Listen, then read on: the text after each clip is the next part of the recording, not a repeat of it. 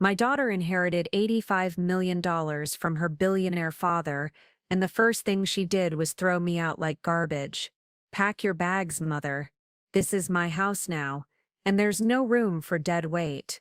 I spent that night crying in a hotel room, but what I discovered 48 hours later destroyed her entire fortune and left her begging me to take her back.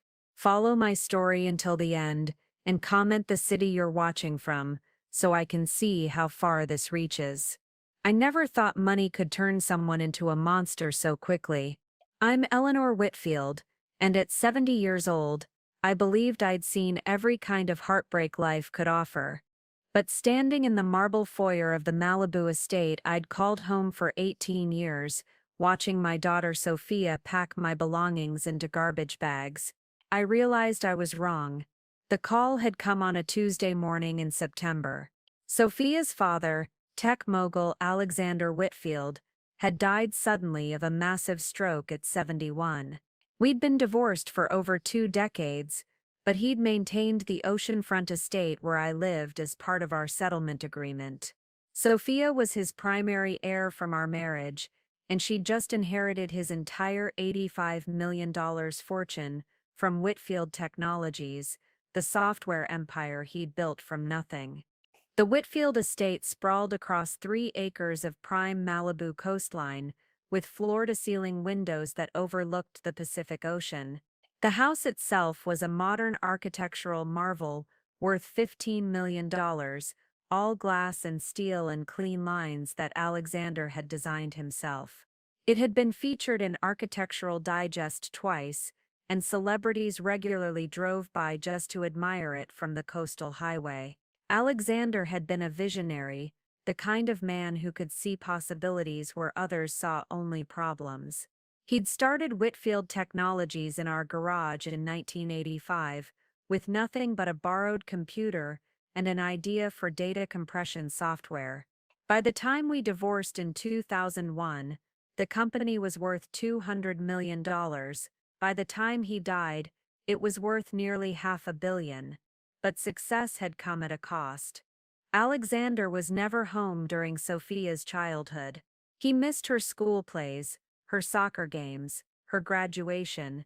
I was the one who packed her lunches, helped with homework, drove her to friends' houses, stayed up all night when she had the flu. Alexander provided the money, I provided everything else. The memorial service is invitation only. Mother Sophia had told me over the phone that first day, her voice already carrying a tone I'd never heard before. Distant, calculating. Alexander's business partners, board members, industry executives. You understand it's not really your circle anymore. I did understand, in a way. Alexander had remarried twice since our divorce, first to his 28-year-old assistant Miranda, then after that disaster ended, to Dr. Patricia Chen, a brilliant surgeon who could match his intellect and ambition.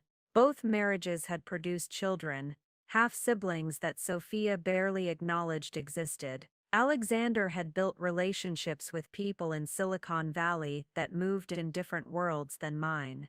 But what I didn't understand was why my own daughter sounded like she was reading from a corporate press release, like she was already practicing how to cut me out of her new life. The estate had been my sanctuary for nearly 2 decades. After the divorce, Alexander had been surprisingly generous. Eleanor deserves security, he'd told his lawyers. She sacrificed her career for our family.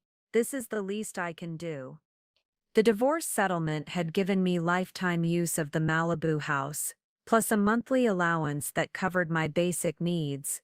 These rooms had witnessed everything. Sophia's college graduation party, where she danced on the terrace until sunrise. Her engagement celebration, where she'd introduced us to Marcus, the investment banker, who would become her husband for exactly 3 years. The Christmas mornings when she'd bring her twin daughters, Isabella and Gabrielle, to visit their grandmother by the sea. Birthday parties, family dinners, quiet moments of conversation over coffee, while watching the waves crash against the rocks below. I'd maintained the meditation garden.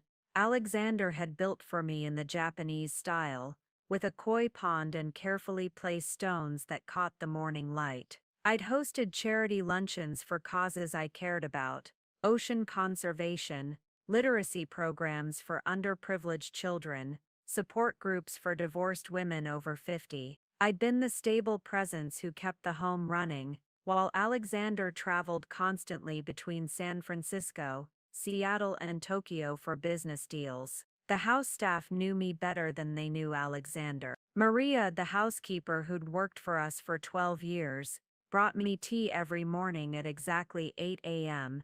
and updated me on her grandchildren's progress in school. James, the groundskeeper, consulted with me on every plant and flower, understanding that the gardens were my domain. Even Thomas, Alexander's personal assistant, would call me when he needed Alexander's opinion on something urgent and couldn't reach him directly, knowing I understood Alexander's priorities better than anyone. But now, on this bright California morning just 3 days after Alexander's funeral, I was watching my daughter methodically erase my existence from what had been my life. "Sophia, sweetheart," I said carefully, trying to keep the tremor out of my voice as she stuffed my gardening books into a cardboard box marked donation. "Can we please sit down and discuss this? This seems very sudden. Perhaps we could work out some kind of arrangement that would be comfortable for both of us." She paused in her packing and looked up at me with eyes that were unmistakably Alexander's when he was in full business mode. Cold, analytical, completely devoid of sentiment. It was unsettling to see that expression on my daughter's face, the face I'd kissed goodnight for the first 15 years of her life. "What exactly is there to discuss, Mother?" she asked, returning to her systematic dismantling of my bedroom. "This property is assessed at $50.2 million. The annual maintenance costs are $340,000. Property taxes alone are $180,000 per year. Insurance runs another $45,000 annually. The staff costs $156,000 in total compensation. You contribute absolutely nothing to these expenses, and frankly, I need to optimize all assets for maximum return on investment." She spoke like she was presenting to a board of directors, not talking to the woman who had given birth to her, who had sacrificed her own career as a landscape architect to support Alexander's ambitions and raise their child. The professional jargon felt like a slap across my face. "But Sophia, this is my home," I said, my voice barely above a whisper. "I've lived here for 18 years. I planted every flower in that garden. I chose every piece of art on these walls. I know every sunrise and sunset from every window. This isn't just a property to me, it's where I built my life after your father and I divorced." "Your life was whatever Alexander decided to provide in the divorce settlement," she replied, without looking up from folding my clothes into boxes with mechanical precision. "Alexander is dead. The settlement is void. I'm the sole inheritor, and I'm making different strategic decisions about asset allocation." The casual cruelty of her business language when talking about dismantling my existence took my breath away. She was discussing my home, my life, my future, like I was an inefficient subsidiary that needed to be divested.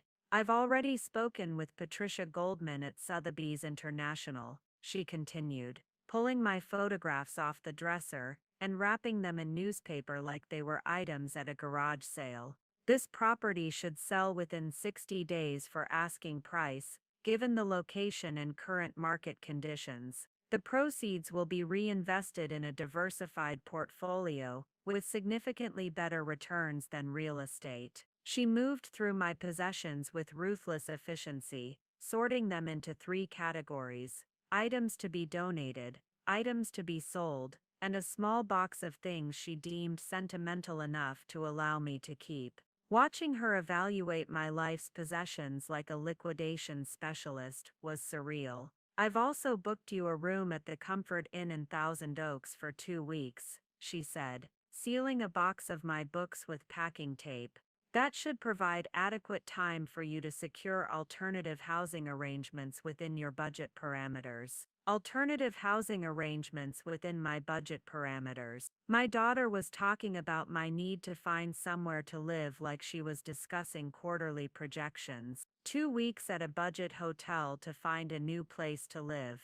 I couldn't hide the shock in my voice. Sophia, I'm 70 years old. I've been out of the workforce for over 20 years. My monthly allowance from your father was enough to maintain this lifestyle, but it's not enough to secure new housing in this market. Do you understand what you're asking me to do? For the first time that morning, she stopped packing and really looked at me. What I saw in her expression wasn't anger or resentment, or even guilt about what she was doing. It was complete indifference. I was looking at my own child, the baby I'd carried for 9 months, the toddler I'd read bedtime stories to every night for 3 years, the teenager I'd supported through her eating disorder and self-harm phase, the young woman I'd helped through her divorce and custody battle, and I saw absolutely nothing in her eyes that recognized our connection. I'm not asking you to do anything, Mother, she said,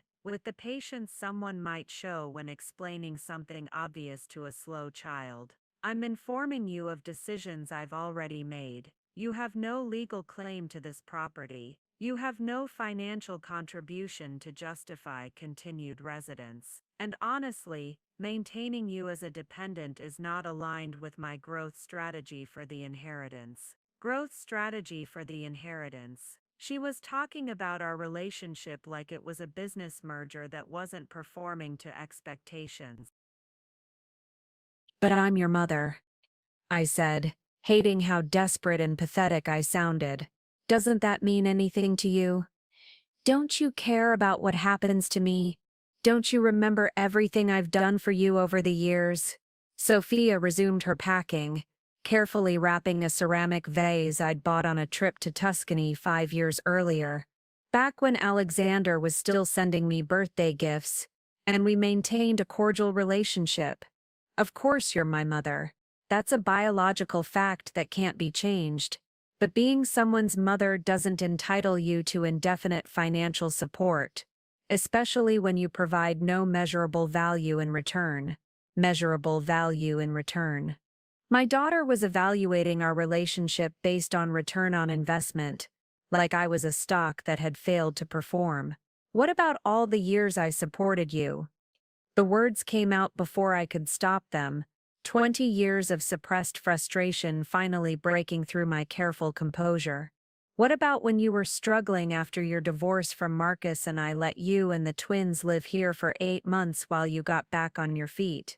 What about when you wanted to go back to school for your MBA, and I helped pay the $80,000 tuition, because your father was being difficult about throwing good money after bad education? What about when you were depressed after Isabella's accident, and I drove you to therapy appointments twice a week for an entire year? She didn't even pause in her systematic packing. That was your choice, Mother. I never asked you to make those sacrifices. I never signed a contract agreeing to reciprocate your investments in me. And frankly, most of that happened years ago. What have you contributed lately?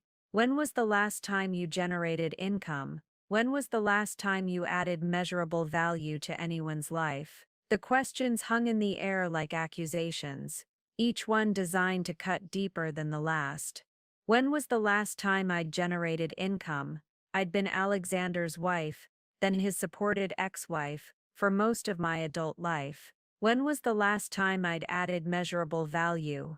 I'd spent my days maintaining this beautiful home, volunteering with local charities, being available whenever Sophia needed emotional support or help with her daughters. But apparently, none of that qualified as value in Sophia's new worldview. I maintained this house, I said weakly, grasping for anything that might register as valuable in her business-oriented mind. I managed the staff, coordinated all the maintenance, handled the landscaping, hosted your corporate events when you needed to impress clients. I took care of the gardens, supervised renovations, made sure everything ran smoothly, so you and your father never had to worry about it. Services that can be outsourced more efficiently, she replied without hesitation. I can hire Pacific Coast Property Management for $12,000 a month to handle all of that, and they'll do it better than you ever did, because they're professionals with specialized training and insurance. Plus, they won't require housing, food, healthcare, or emotional management. Emotional management. She was talking about our mother-daughter relationship like it was a burdensome task she was required to perform as part of some unwritten job description. I sank into the reading chair by the window, the same chair where I'd spent countless mornings over the past 18 years, watching the sunrise over the Pacific, reading novels, planning my day, feeling grateful for the peaceful life Alexander's success had provided. The chair had been reupholstered twice during my time here, and I'd chosen the fabric both times, currently a soft sage green that complemented the ocean view. Now I was watching my daughter pack up that entire life, like she was cleaning out a storage unit full of unwanted items. Sophia, please. I tried one more time, reaching for any connection to the daughter I thought I knew, the woman I'd raised to be compassionate and thoughtful. I don't understand what's happening here. 3 days ago, we were planning to have lunch this week at that little cafe in Santa Monica you like. You were telling me about Isabella's starring role in the school play, and asking me to help make her costume, because you remembered how good I was with a sewing machine. What changed? Why are you treating me like I'm a stranger you want to get rid of? She stopped packing and turned to face me fully, for the first time that day. When she spoke, her voice was calm, matter-of-fact, and more devastating than if she had screamed at me in anger. What changed, Mother, is that I now have access to resources that can transform my life in ways I never imagined possible. $85 million isn't just money, it's freedom. Freedom from having to maintain relationships that don't serve my strategic goals. Freedom from supporting people who can't support themselves. Freedom from the obligation to take care of people simply because we happen to share DNA. She moved closer to my chair,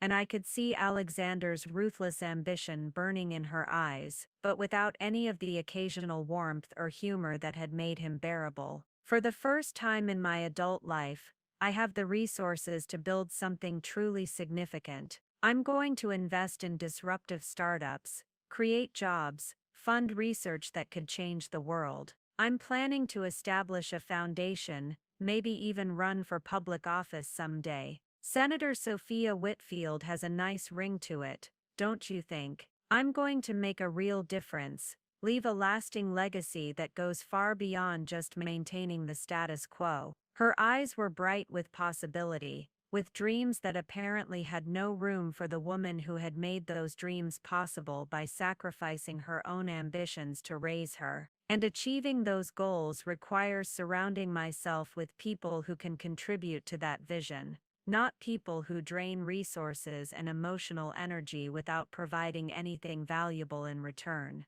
And I drain your resources and emotional energy. The question came out as barely a whisper. Mother, let's be completely honest about your current situation. You're 70 years old. You have no income beyond the allowance that died with Alexander. You have no marketable skills that are relevant in today's economy. You have no professional network, no business connections, no expertise that anyone would pay for. Your primary occupation for the past 20 years has been maintaining a comfortable retirement lifestyle, funded entirely by someone else's work. She said it like she was reading my performance review, each observation delivered with clinical detachment. In business terms, you're a liability, not an asset. You consume resources without generating them. You require ongoing financial support without providing anything valuable in return. Any successful entrepreneur will tell you that the first step to building wealth is eliminating unnecessary expenses and focusing resources on growth opportunities. The clinical way she assessed my worth as a human being felt like being dissected while still alive. But I love you, I said, playing my final card. the one Trump I thought might matter despite everything. I'm your family, I'm your mother. Doesn't love count for anything in your calculations? Sophia's expression softened for just a moment, and I thought I saw a flicker of the daughter I remembered. The little girl who used to climb into my bed during thunderstorms. The teenager who came to me for advice about boys and college applications. The young mother who called me crying when she couldn't get the twins to stop teething. But then her face hardened again, like she was forcing herself to stay focused on her new priorities, like sentiment was a weakness she couldn't afford. Love is a luxury I can't afford right now, Mother. I have exactly one opportunity to turn this inheritance into something that will set up my daughters for generational wealth and success. I can't waste time or resources on sentiment when I should be focused on strategic planning and execution. She returned to packing my things with renewed efficiency, and I realized with crystalline clarity that I was looking at a stranger who happened to share my DNA. The daughter I had raised, the woman I had loved and supported and sacrificed for, was gone. In her place was this cold, calculating person who spoke in business jargon and measured human relationships by their potential for return on investment. The Uber will be here in 20 minutes to take you to the hotel, she said, without looking up from the box she was sealing with methodical precision. I've already paid for 2 weeks in advance. After that, you'll need to figure out your next steps on your own. I'd suggest looking into senior housing communities in more affordable areas. Riverside or San Bernardino might have options within your budget range. I stood up slowly, my 70-year-old bones protesting after sitting in shock for so long. I looked around the bedroom that had been mine for 18 years, at the view of the Pacific Ocean that had greeted me every morning and bid me good night every evening, at the life that was being packed away like it had never mattered at all. The room held so many memories. The corner where I'd set up my easel during my brief attempt to return to painting.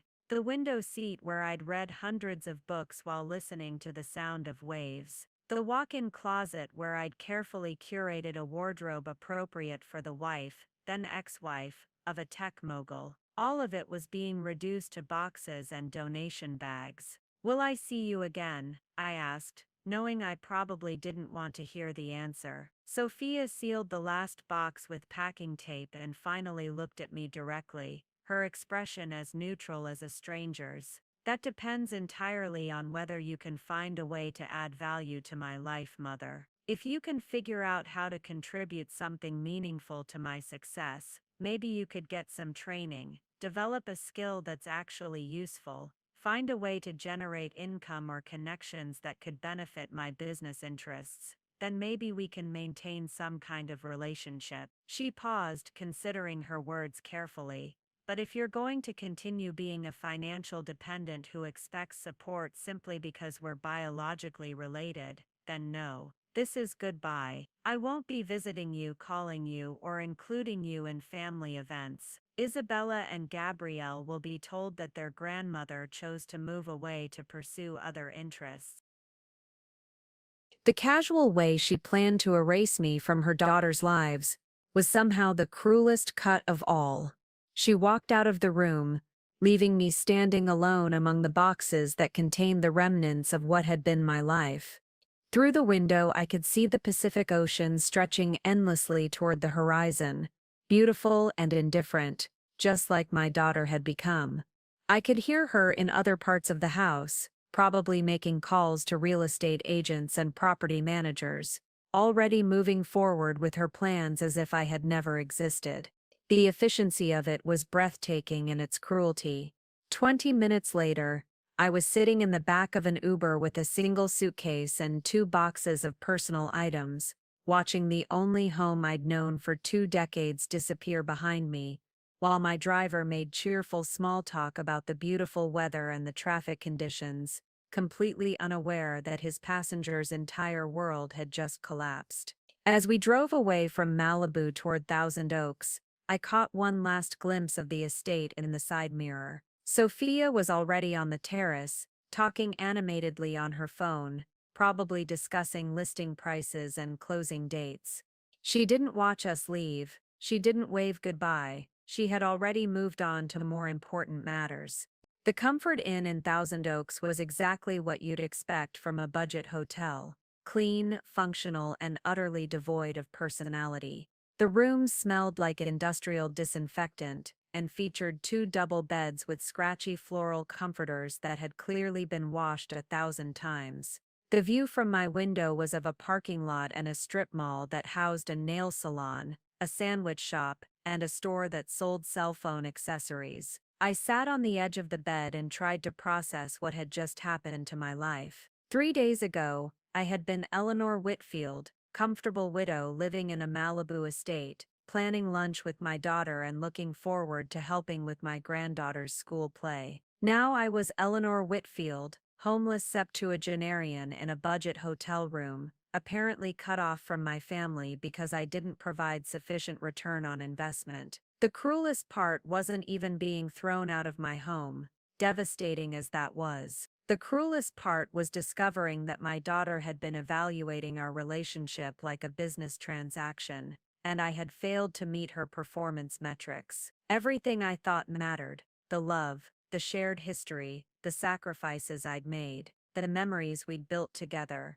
had been completely worthless in her calculation of my value as a human being. As I unpacked the few personal items Sophia had allowed me to take, some clothes, a handful of photographs, my mother's jewelry, a few books, I found myself wondering if I had somehow failed as a parent. Had I raised a woman who could discard people like broken appliances? Had I been too supportive, too available, too willing to sacrifice my own needs for hers? Had I somehow created this monster by teaching her that love meant always giving without expecting anything in return? Or had Alexander's money and success poisoned something essential in her soul, turning her into the kind of person who measured human worth by financial contribution? But as I fell asleep that first night in the unfamiliar bed, listening to the hum of traffic from the freeway and the muffled sounds of other guests in adjacent rooms, I couldn't have imagined that in just 2 days everything would change again. I couldn't have predicted that my daughter's perfectly calculated plan to optimize her inheritance would unravel in the most spectacular way possible, or that the worthless mother she'd discarded would turn out to be the key to her entire downfall. Sometimes the people you underestimate turn out to be the most dangerous ones of all. The second morning at the Comfort Inn began with a phone call that would have been comical if it hadn't been so devastating. I was sitting on the edge of the scratchy floral bedspread, trying to work up the courage to call senior living facilities in my price range, when my phone buzzed with Sophia's name on the caller ID. For a moment hope fluttered in my chest. Maybe she'd had second thoughts. Maybe she'd realized how cruel she'd been. Maybe my daughter was still somewhere inside the cold businesswoman who had thrown me out. "Mother," her voice came through the speaker with the brisk efficiency of someone calling to confirm a dentist appointment. "I need you to sign some documents. Can you be at the Starbucks on Ventura Boulevard at 2 p.m.? "Of course," I said too quickly, pathetically grateful for any contact with her. "What kind of documents?" "Legal paperwork to formalize the transfer of certain obligations. It's standard procedure when estates change hands. Nothing complicated."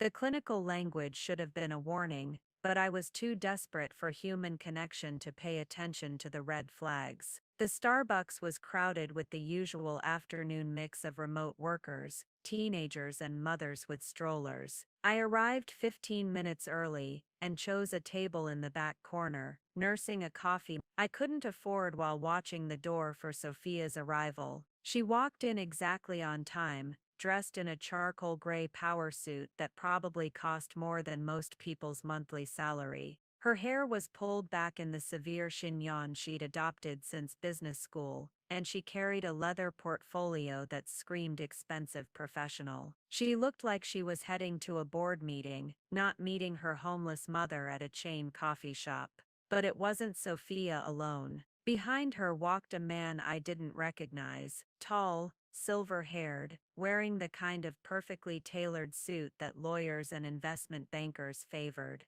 He carried himself with the confidence of someone accustomed to being the smartest person in the room. "Mother, this is Jonathan Kessler," Sophia said as they approached my table. "He's handling the legal aspects of Alexander's estate transition." Kessler extended his hand with a smile that didn't reach his eyes. "Mrs. Whitfield, my condolences on your loss." "Thank you," I murmured, confused about why we needed a lawyer for what Sophia had described as simple paperwork. They sat across from me, and I noticed immediately how their body language formed a united front. Sophia opened her portfolio and spread several documents across the small table, each one thick with legal language and official-looking stamps. These documents formalize several important changes. Sophia began, her voice taking on the same tone she'd used when explaining why I had to leave the house. "First, the termination of your living arrangement,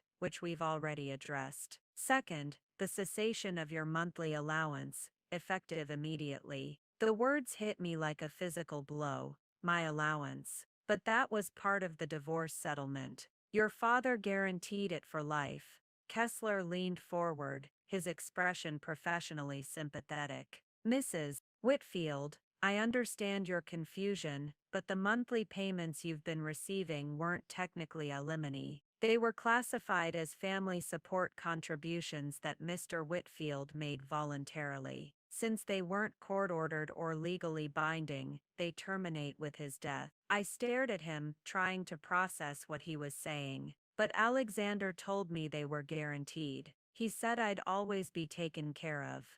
"I'm sure he believed that at the time," Sophia interjected, her voice carrying a note of condescending patience. "But people's circumstances change. Alexander couldn't have anticipated the full scope of his estate, or the best strategies for wealth preservation."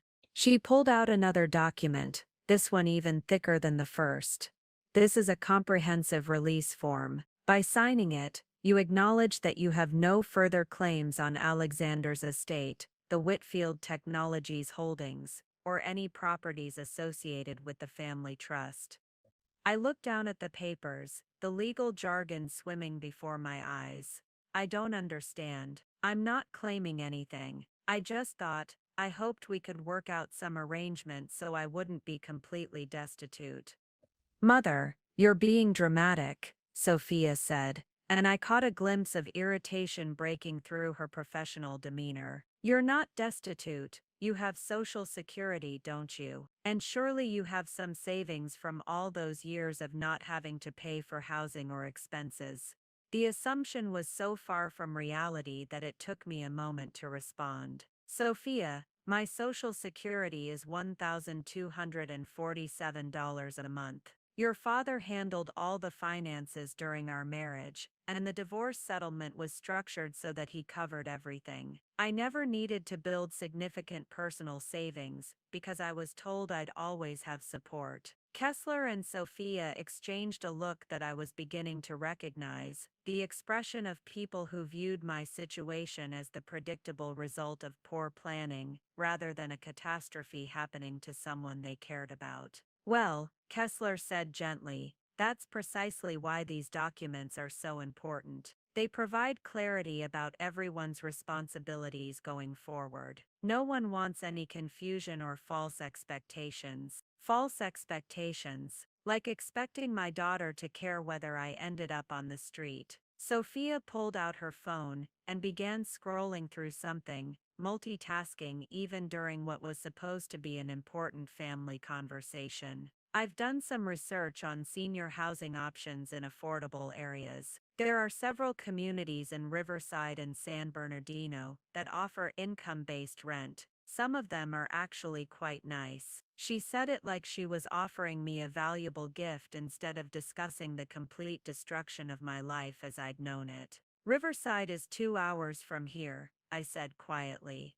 "I wouldn't know anyone. I wouldn't have any connections or support system." "Mother, you need to be realistic about your new circumstances," Sophia replied without looking up from her phone. You can't afford to maintain relationships and geographic preferences that don't align with your financial situation. This is about adaptation and survival. Adaptation and survival. She was talking about my need to rebuild my entire existence at 70 years old, like it was a strategic business challenge. Besides, she continued, finally putting her phone down, distance might be good for both of us. It'll give you space to develop independence and self-sufficiency without the temptation to rely on family support that isn't sustainable long term. The casual way she planned to erase me from her daughter's lives was somehow the cruelest cut of all. She walked out of the room, leaving me standing alone among the boxes that contained the remnants of what had been my life. Through the window, I could see the Pacific Ocean stretching endlessly toward the horizon, beautiful and indifferent, just like my daughter had become. I could hear her in other parts of the house, probably making calls to real estate agents and property managers, already moving forward with her plans as if I had never existed. The efficiency of it was breathtaking in its cruelty.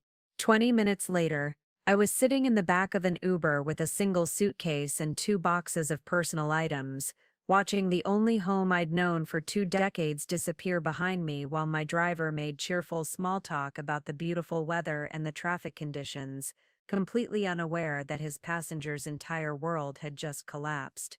As we drove away from Malibu toward Thousand Oaks, I caught one last glimpse of the estate in the side mirror.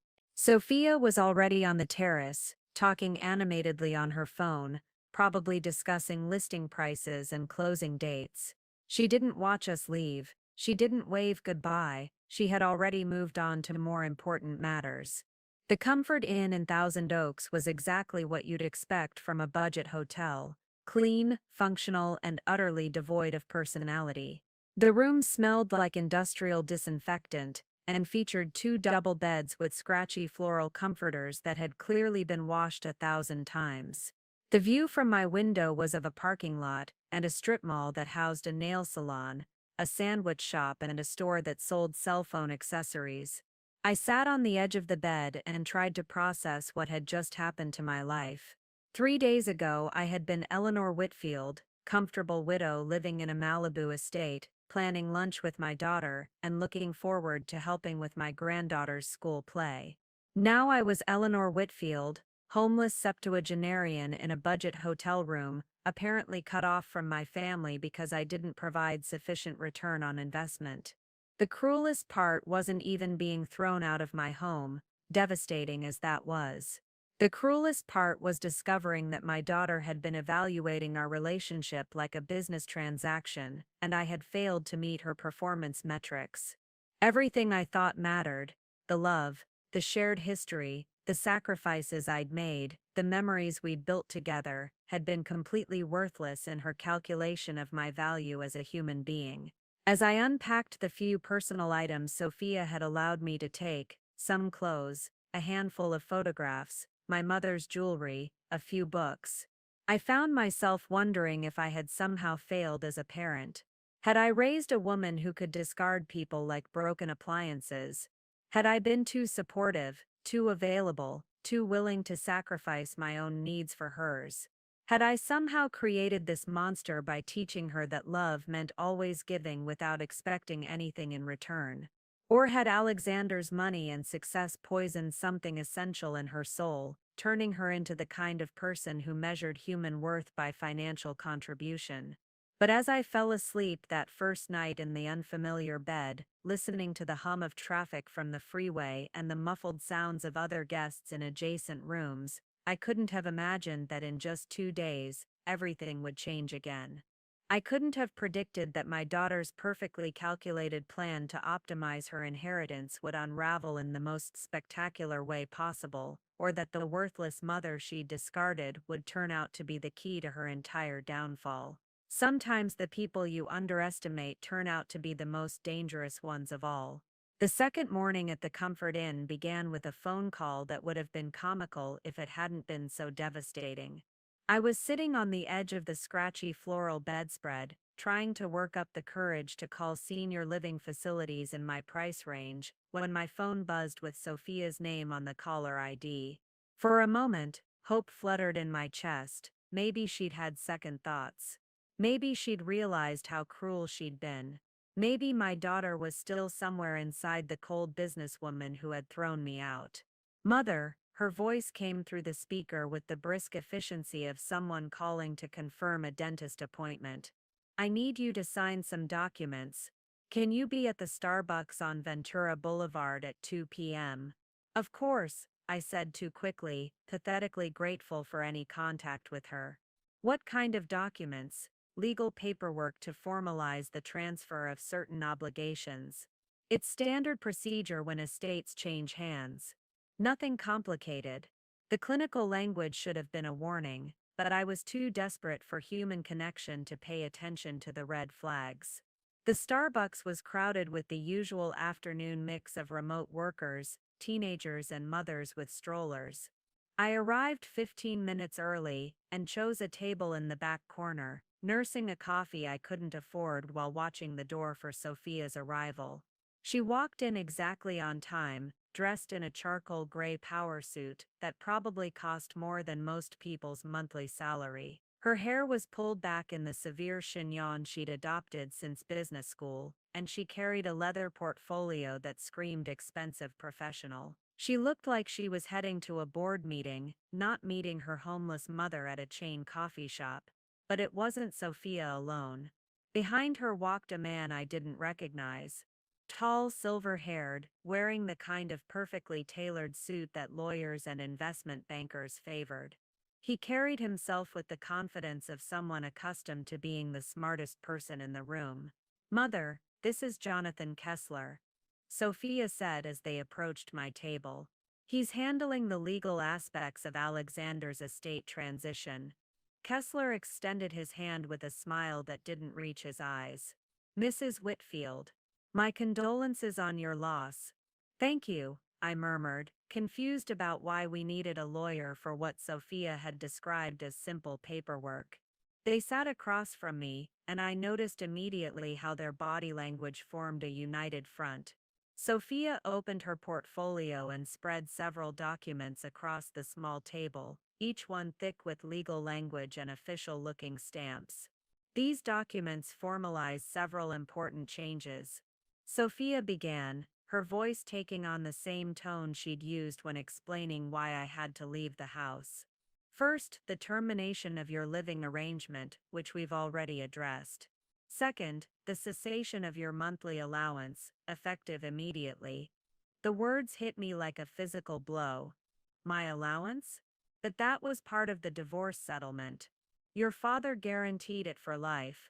Kessler leaned forward, his expression professionally sympathetic.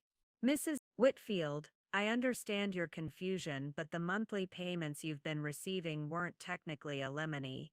They were classified as family support contributions that Mr. Whitfield made voluntarily. Since they weren't court-ordered or legally binding, they terminate with his death." I stared at him, trying to process what he was saying. "But Alexander told me they were guaranteed. He said I'd always be taken care of." "I'm sure he believed that at the time," Sophia interjected, her voice carrying a note of condescending patience. "But people's circumstances change. Alexander couldn't have anticipated the full scope of his estate or the best strategies for wealth preservation." She pulled out another document, this one even thicker than the first. "This is a comprehensive release form. By signing it, you acknowledge that you have no further claims on Alexander's estate, the Whitfield Technologies holdings, or any properties associated with the family trust." I looked down at the papers, the legal jargon swimming before my eyes. "I don't understand. I'm not claiming anything. I just thought, I hoped we could work out some arrangement so I wouldn't be completely destitute." "Mother, you're being dramatic," Sophia said, and I caught a glimpse of irritation breaking through her professional demeanor. "You're not destitute, you have Social Security, don't you? And surely you have some savings from all those years of not having to pay for housing or expenses. The assumption was so far from reality that it took me a moment to respond. Sophia, my Social Security is $1,247 a month. Your father handled all the finances during our marriage, and the divorce settlement was structured so that he covered everything. I never needed to build significant personal savings because I was told I'd always have support. Kessler and Sophia exchanged a look that I was beginning to recognize, the expression of people who viewed my situation as the predictable result of poor planning, rather than a catastrophe happening to someone they cared about. Well, Kessler said gently, that's precisely why these documents are so important. They provide clarity about everyone's responsibilities going forward. No one wants any confusion or false expectations. False expectations, like expecting my daughter to care whether I ended up on the street. Sophia pulled out her phone and began scrolling through something, multitasking even during what was supposed to be an important family conversation. I've done some research on senior housing options in affordable areas. There are several communities in Riverside and San Bernardino that offer income-based rent. Some of them are actually quite nice. She said it like she was offering me a valuable gift instead of discussing the complete destruction of my life as I'd known it. Riverside is 2 hours from here, I said quietly. I wouldn't know anyone. I wouldn't have any connections or support system. Mother, you need to be realistic about your new circumstances. Sophia replied without looking up from her phone. You can't afford to maintain relationships and geographic preferences that don't align with your financial situation. This is about adaptation and survival. Adaptation and survival. She was talking about my need to rebuild my entire existence at 70 years old, like it was a strategic business challenge. Besides, she continued, finally putting her phone down, distance might be good for both of us. It'll give you space to develop independence and self-sufficiency without the temptation to rely on family support that isn't sustainable long-term. I looked across the table at my daughter, trying to find some trace of the child I'd raised, the young woman I'd loved and supported through every challenge and triumph of her life. Instead, I saw someone who had calculated the exact cost of maintaining a relationship with me and decided it exceeded the acceptable threshold. What about Isabella and Gabrielle? I asked, playing what I thought might be my final card. They love their grandmother. Won't they wonder what happened to me? For the first time since arriving, Sophia's professional composure flickered slightly. The girls will be told that you decided to move to a retirement community where you could be around people your own age and pursue activities that interested you. They're young. They'll adapt. The casual way she planned to lie to her own daughters about abandoning their grandmother was somehow even more chilling than her coldness toward me. Kessler cleared his throat diplomatically. Perhaps we could review the documents themselves. I know this is emotionally difficult, but from a legal standpoint, these are fairly straightforward. He walked me through each section with the patience of someone accustomed to explaining complex concepts to people who didn't want to understand them. The first document officially terminated any claim I might have to continue living in the Malibu estate. The second ended my monthly allowance. The third was a comprehensive waiver, stating that I had no further financial expectations from Alexander's estate or from Sophia personally. The fourth document was the one that truly revealed the calculation behind this meeting. This is a non-disclosure agreement, Kessler explained. It simply states that you agree not to discuss the family's private financial affairs or estate planning strategies with anyone outside the immediate family. I looked up at him, confused. Why would I discuss those things with anyone? Sophia leaned forward, her expression more focused than it had been all afternoon. Mother, Alexander built his fortune in a highly competitive industry. There are always people looking for ways to exploit successful families, journalists, competitors, opportunists, who might try to use family disputes as leverage. Family disputes, I repeated. Is that what you call throwing your mother out of her home? I call it responsible financial management, she replied coolly. But other people might characterize it differently if they only heard one side of the story. This agreement simply ensures that family matters stay within the family. The subtext was crystal clear. Sign this or face legal consequences if you tell anyone what happened. What happens if I don't sign these? I asked. Kessler's expression grew more serious. Well, you're certainly not obligated to sign anything. However, without these agreements, there could be complications, potential challenges to the estate distribution, legal questions about various claims. These things can become very expensive to resolve. Are you threatening to sue me? Not at all, Sophia interjected quickly. We're offering you clarity and closure. The alternative is uncertainty, potential legal expenses you can't afford, and outcomes that might be far worse than what we're proposing. I sat there looking at the documents that would formalize my complete severing from the family I'd devoted my life to. Signing meant accepting that I would receive nothing, expect nothing, and say nothing about how I'd been treated. Refusing to sign meant facing potential legal action from my own daughter and her obviously expensive attorney. I need time to think about this, I said. Of course, Kessler replied smoothly. Take all the time you need, though I should mention that certain aspects of the estate distribution are time-sensitive. The longer these matters remain unresolved, the more complicated they tend to become. Sophia checked her watch with the impatience of someone with more important places to be. Mother, I understand this is an adjustment, but delaying won't change the fundamental reality. These documents reflect decisions that have already been made. Your signature is really just a formality. A formality. My agreement to my own abandonment was just a formality in her mind. I have another meeting at 4, she said, beginning to pack up her portfolio. Can you have these back to us by tomorrow? Tomorrow? The timeline felt deliberately aggressive, designed to prevent me from seeking outside counsel or advice. The estate attorneys need to file certain papers by the end of the week, Kessler explained. Procedural deadlines, unfortunately, they don't accommodate family dynamics. Sophia stood smoothing her skirt with the same efficient motion she'd used while packing my belongings.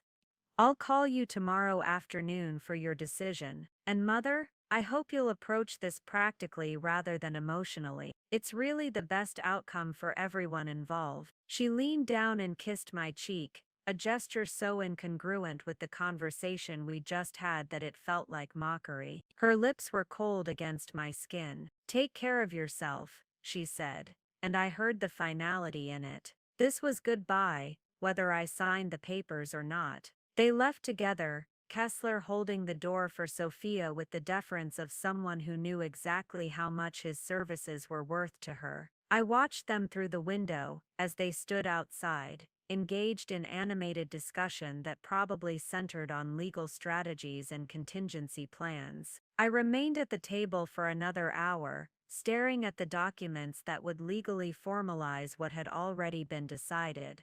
I no longer mattered to my daughter beyond being a potential liability to be managed. The non-disclosure agreement was particularly telling. Sophia wasn't just cutting me off, she was ensuring I couldn't tell anyone about it. She understood, on some level, that her actions were so morally reprehensible that they needed to be hidden from public view. But what struck me most was the thoroughness of her planning. This wasn't an impulsive decision made in the grief of losing her father. The legal documents were too comprehensive, too carefully crafted. She'd been planning this for weeks, maybe even before Alexander died. While I was mourning the loss of my ex-husband and supporting her through what I thought was shared grief, she was calculating how quickly she could eliminate me from her new life. The walk back to the Comfort Inn felt like a funeral march. Every step took me further from any hope that this was all a terrible misunderstanding that could be resolved with honest conversation. My daughter had made her choice,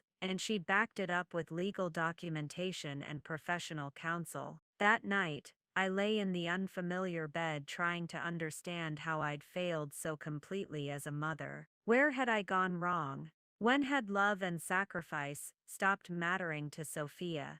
When had she started viewing our relationship through the lens of cost-benefit analysis? I thought about the little girl who used to climb into my lap when she was scared, who would only eat peanut butter sandwiches cut into triangles, who cried for an hour when her pet goldfish died. I thought about the teenager who came to me for advice about everything from boys to college applications, who still wanted me to tuck her in even when she was too old to admit it. I thought about the young mother who called me in tears when the twins were colicky, desperate for help and reassurance. Where was that person? When had she been replaced by this cold, calculating stranger who could discuss making me homeless with the same emotional detachment she might use to review quarterly profit reports? But as I finally drifted off to sleep, one thought kept echoing in my mind. Sophia's planning had been thorough, but it had also been hurried.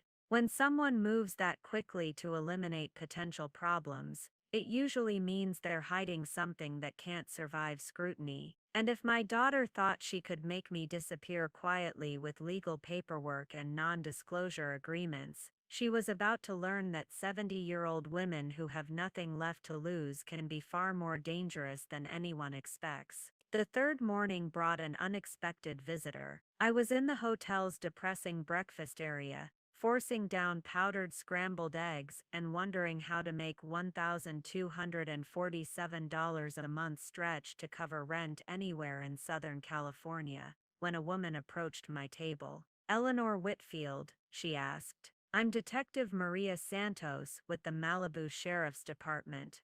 Could I have a word with you?"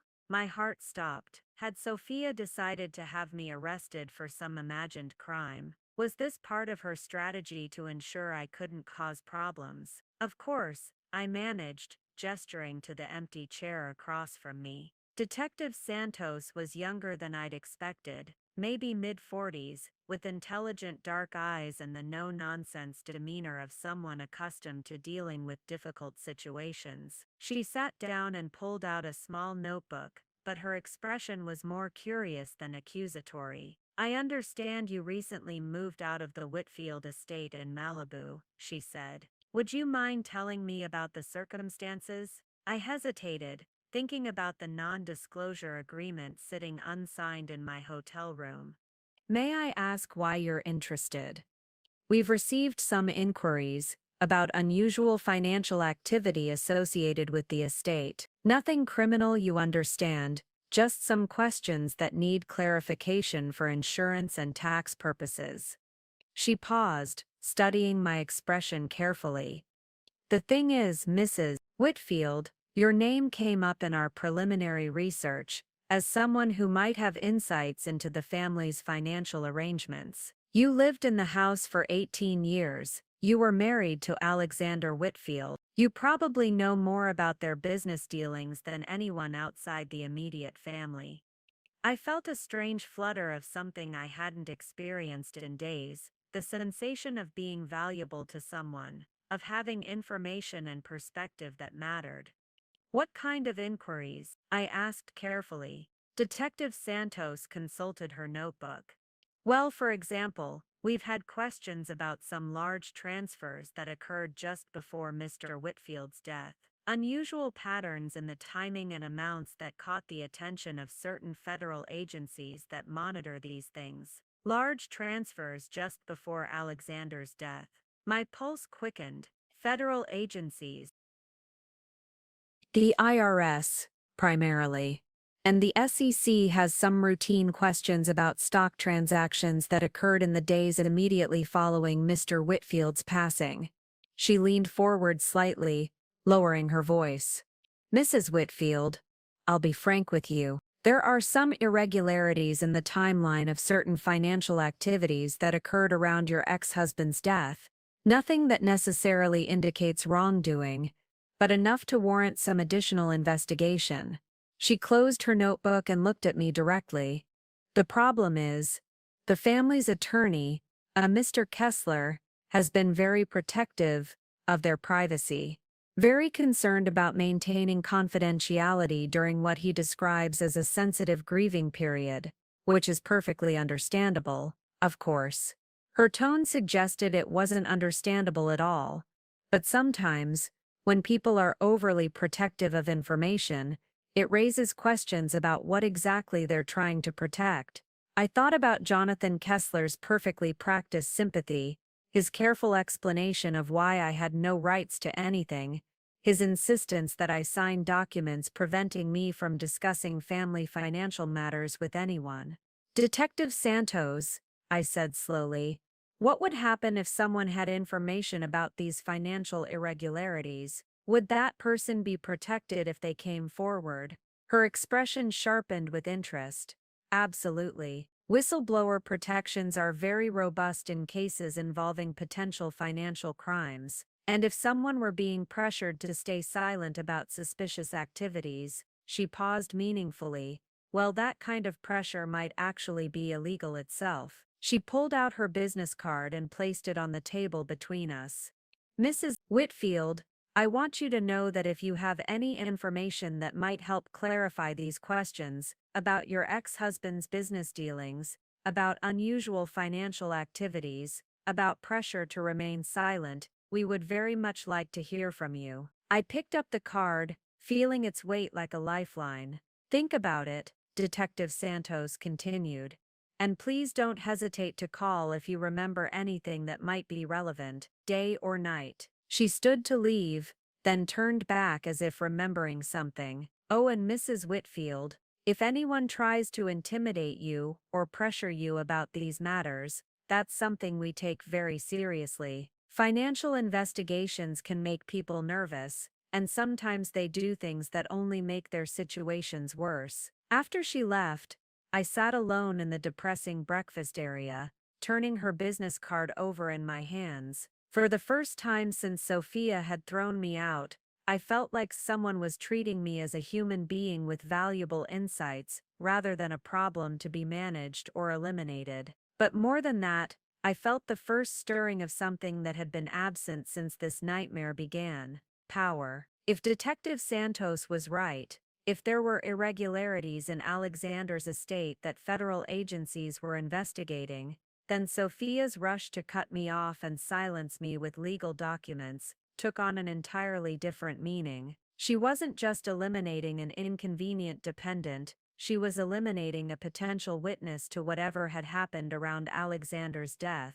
And if my daughter thought she could throw me away, and then intimidate me into silence while she potentially profited from suspicious financial activities, she had made a very serious mistake. I walked back to my room with more purpose than I'd felt since this ordeal began. The unsigned legal documents were still spread across the small desk, waiting for my decision. But now I understood that my signature wasn't just a formality, it was exactly what Sophia needed to ensure that whatever she was hiding stayed hidden. For 70 years I'd been the kind of woman who avoided conflict, who prioritized peace and harmony over confrontation. I'd been the supportive wife, the accommodating ex-wife, the understanding mother. I'd spent decades making other people's lives easier by never demanding too much for myself. But as I looked at those legal documents designed to formalize my own abandonment, I realized that being accommodating had gotten me exactly nowhere. My daughter had counted on my compliance, my willingness to disappear quietly rather than cause trouble. She was about to learn that she had seriously miscalculated. I picked up my phone and dialed the number on Detective Santos' card. It was time to have a very different kind of conversation about the Whitfield family's financial affairs. Detective Santos, this is Eleanor Whitfield. I think we need to talk. The meeting with Detective Santos took place the following morning at a small diner in Ventura, deliberately chosen for its distance from Malibu, and the kind of establishment where no one would expect to encounter tech mogul families or their expensive attorneys. I arrived 30 minutes early, my hands trembling slightly as I ordered coffee. I couldn't really afford and tried to organize my thoughts about what I was about to reveal. Detective Santos slid into the booth across from me at exactly 9 a.m., carrying a leather folder and wearing the same no-nonsense expression I remembered from our first encounter. But today there was something different in her demeanor, a sharpness, an intensity that suggested our conversation had triggered some significant developments.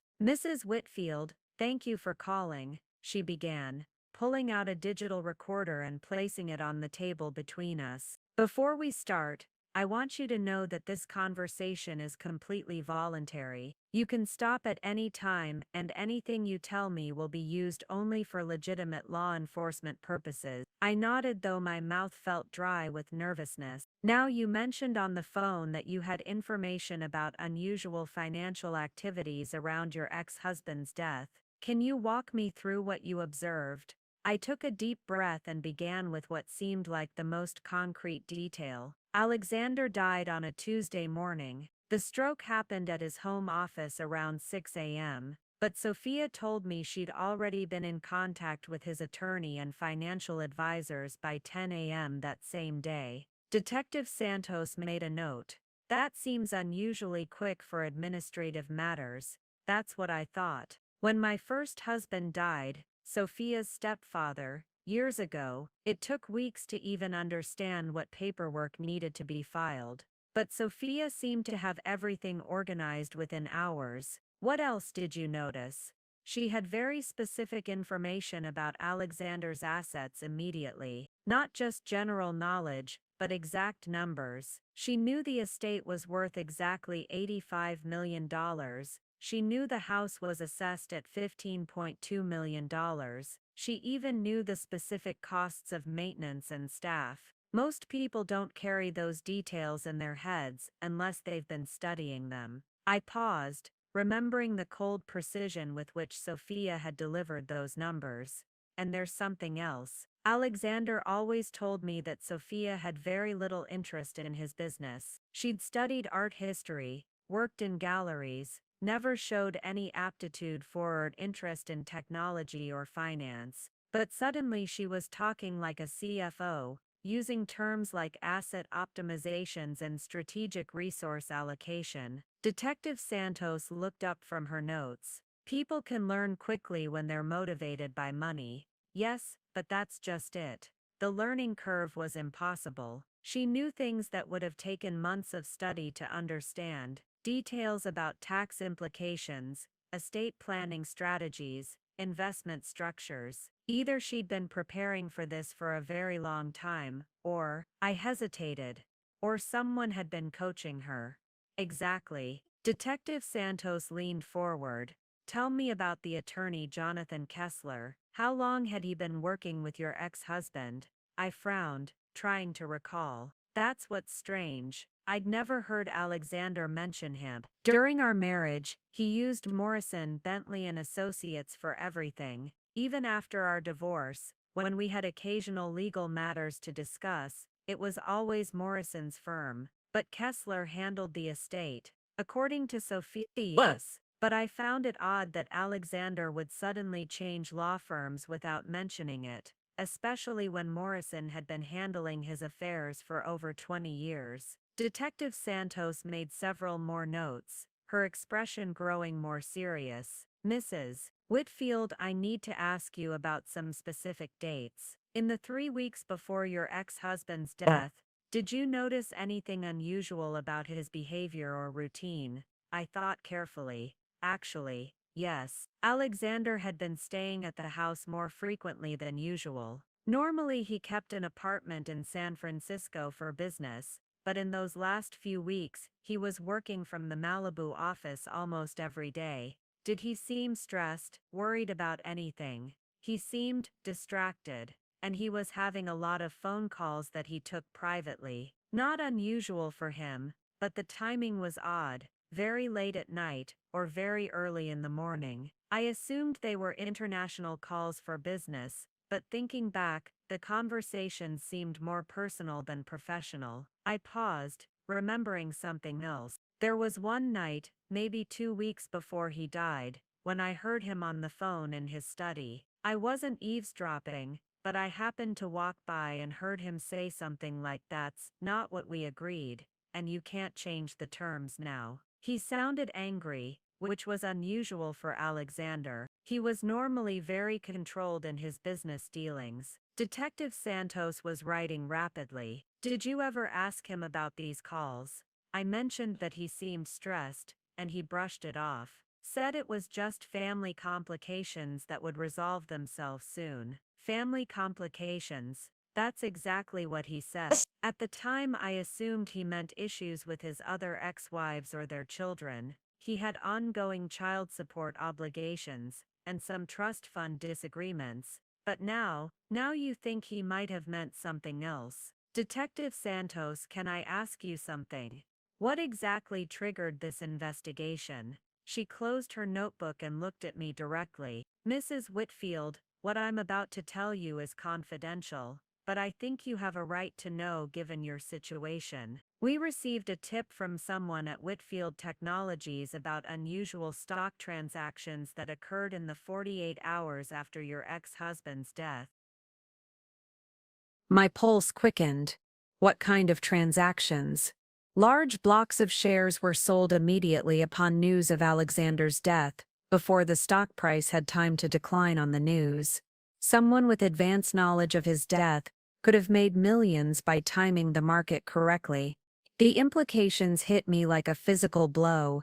You think someone knew Alexander was going to die?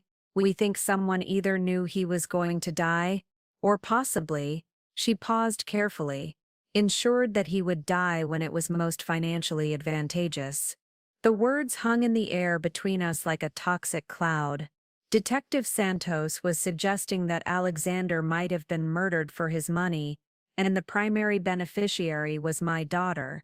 That's impossible, I said automatically. Sophia loved her father. They had their differences, but she would never. But even as I said the words, I remembered Sophia's cold efficiency in dismantling my life, her complete absence of grief or sentiment, her laser focus on financial optimization. Was I defending someone who no longer existed, or someone who had never existed at all? Mrs. Whitfield, I need to ask you directly. In the days after Alexander's death, did your daughter say or do anything that seemed inconsistent with normal grief responses? I thought about Sophia's behavior at the funeral, dry-eyed, focused on networking with Alexander's business associates, taking notes during conversations about the company's future. I thought about how quickly she'd moved to eliminate me from her life, how thoroughly she'd planned my legal and financial isolation. She wasn't grieving, I said slowly. I thought she was just processing differently, or maybe in shock, but she was completely focused on business matters. At the funeral, while I was crying, she was exchanging business cards and talking about investment opportunities. Did she seem surprised by the inheritance amount? No, that's what struck me as odd. She knew exactly what she was inheriting before any lawyers had formally read the will. She had specific plans for the money within days of his death. Detective Santos leaned back, processing this information. Mrs. Whitfield, I have to ask, is there any possibility that your daughter had access to your ex-husband's medical care? His medications, his food, his daily routine? The question sent chills down my spine. She visited occasionally, maybe once or twice a month for dinner, but she knew his habits, his schedule. She knew he took blood pressure medication and had a heart condition. Did she ever show interest in his medical situation? I searched my memory, and a disturbing pattern began to emerge.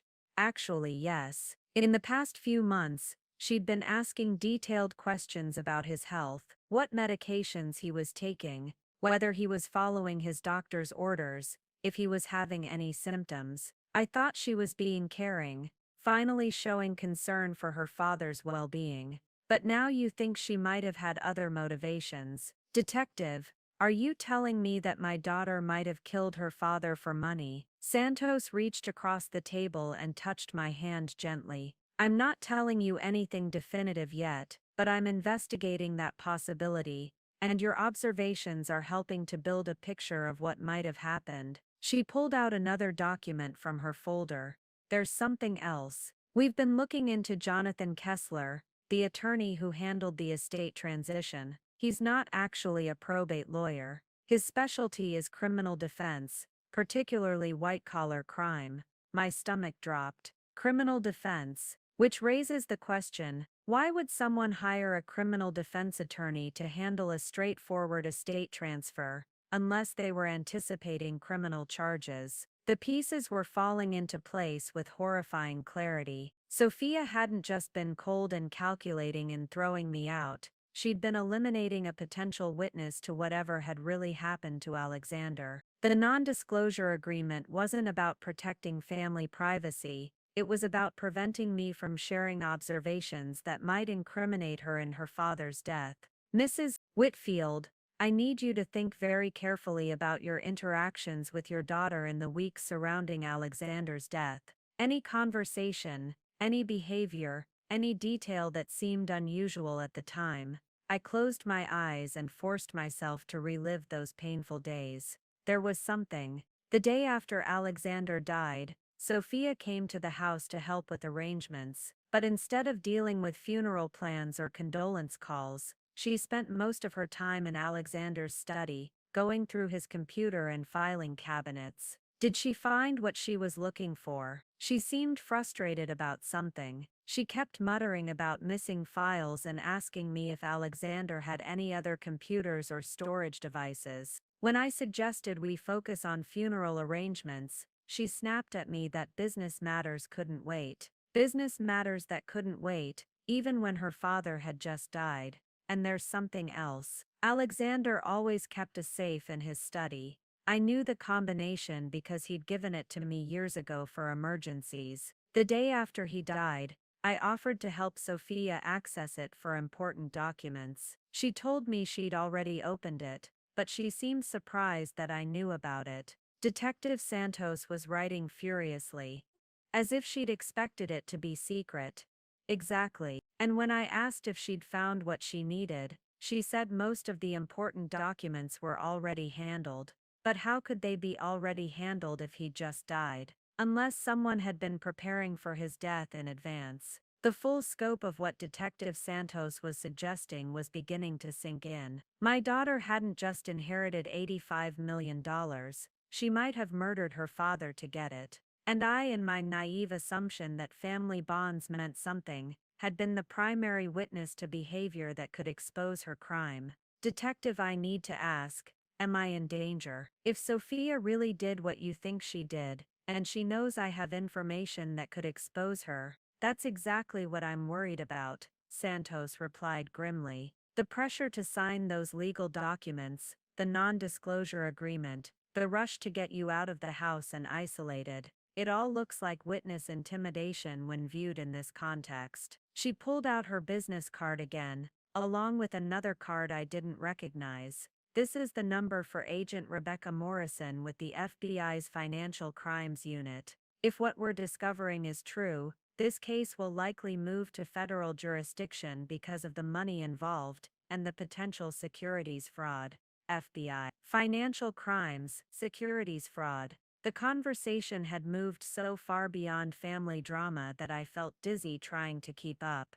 Mrs. Whitfield, I need you to understand something very important. If our suspicions are correct, your daughter has already demonstrated that she's willing to commit murder for money. Witness intimidation or worse would not be out of character. The implication was clear. I was potentially in physical danger from my own child. What should I do? First, do not sign those legal documents. In fact, don't communicate with your daughter or her attorney at all without law enforcement present. Second, we're going to set you up with some protection while we complete our investigation. Protection. I needed protection from my daughter. The thought was so surreal that I had trouble processing it. How long will the investigation take? That depends on what we find, but probably several weeks, maybe months. In the meantime, we'll make sure you're safe and that you have resources to maintain yourself during this period. She slid a document across the table.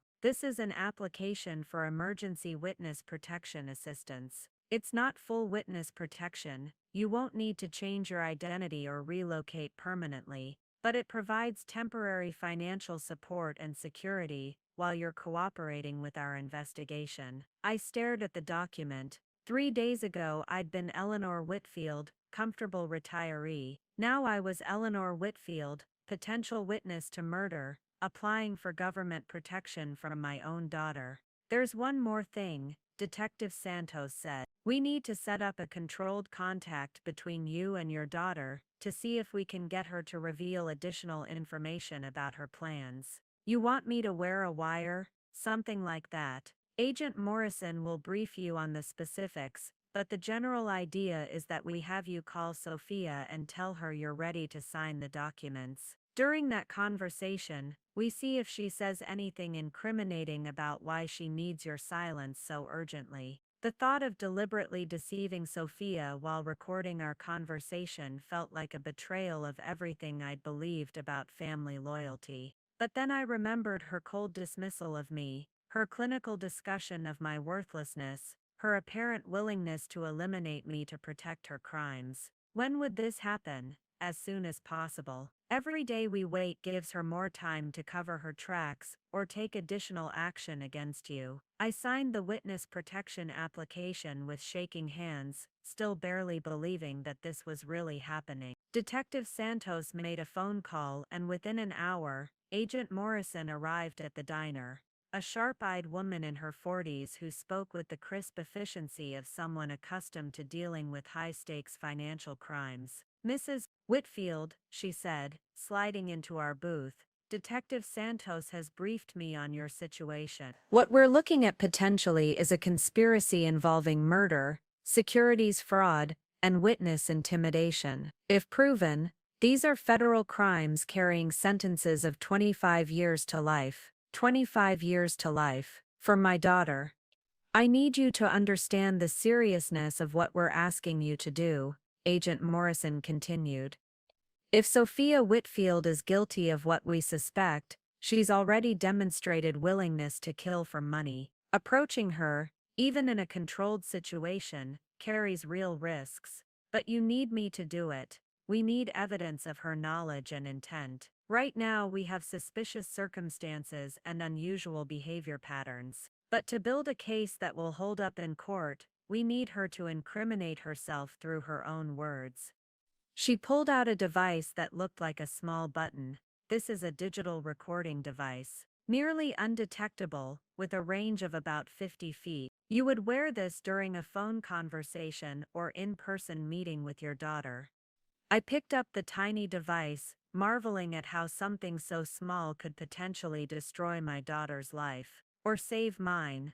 What exactly would I say to her? Tell her you're ready to sign the legal documents, but you have a few questions about the financial arrangements. See if she reveals why she's so concerned about your silence, or whether she mentions anything about her father's death that seems rehearsed or calculated. Agent Morrison's expression grew more serious. Mrs. Whitfield, I need you to know that once we start this process, there's no going back. If we gather evidence of criminal activity, we will prosecute to the full extent of the law, regardless of family relationships. I thought about the daughter I'd raised, the woman I'd loved unconditionally for 45 years. Then I thought about the cold stranger who had thrown me out like garbage and threatened me with legal action for daring to question her decisions. Agent Morrison, I said quietly, if Sophia really killed her father for money, and is now trying to intimidate me into silence,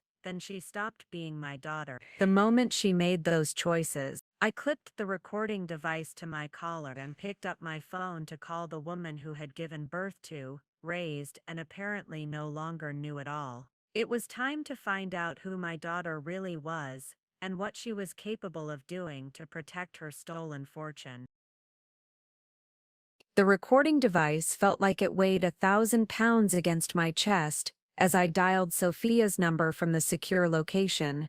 Agent Morrison had arranged a small conference room at the Ventura County Sheriff's Department.